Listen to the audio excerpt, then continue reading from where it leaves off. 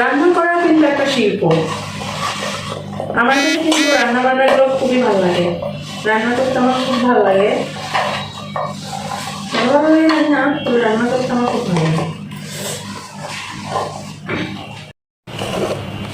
তো আমি এই যে সবগুলো উপকরণ একসাথে দিয়ে এটিগুলো মাখায় নিলাম।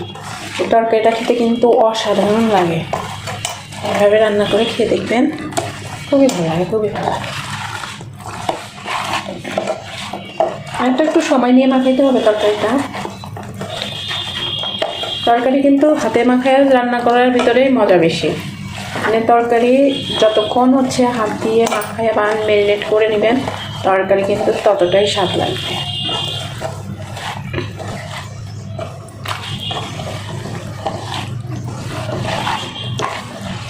এখানে দিছি একটা বেগুন, আলু, নতুন আলু, আর রুই মাছের মাথা দিছি 3টা, চাক দিছি 3টা, মানে আর দিয়েছি কাঁচামরিচ, ধনে গুঁড়া, হলুদ, পেঁয়াজ, রসুন কাঁচা কাঁচাগুলো কেটে দিয়েছি, আর দিয়েছি পেঁয়াজের ফুলকি। এইবার হচ্ছে আমার মাছগুলো মাখানো শেষ। এখন হালকা একটু পানি দিয়ে দিব।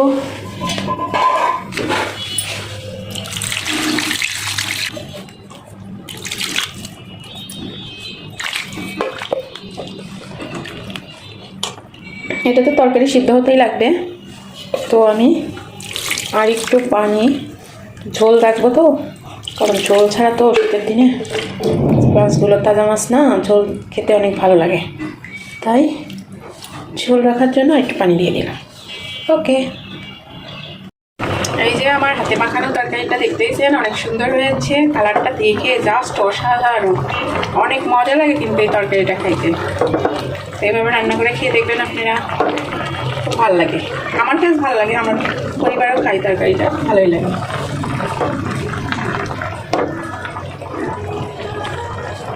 রসুনগুলো দিয়ে দিলাম, রসুনগুলো পুরোপুরি করে ভাজবো, ভাজে পরে দেখেন কি করি। রসুনটা যখন এরকম পুরো করে ভাজি হবে, তখন এর মধ্যে দিয়ে দিব আমার কেটে রাখা পেঁয়াজ এবং 2টা কাঁচামরিচ। ডাল তো খাই না আমরা, তার জন্য ঝালটা এভাবে করার পরে বাজার করে দিয়ে দিবেন। কি শাক ভাজি করতেছি, আবার কি জানেন,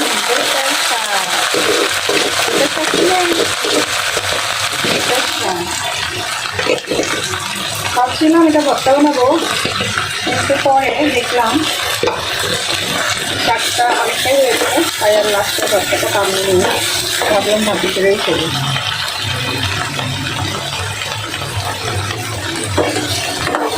ওটাকে ভাজি করে দিলাম।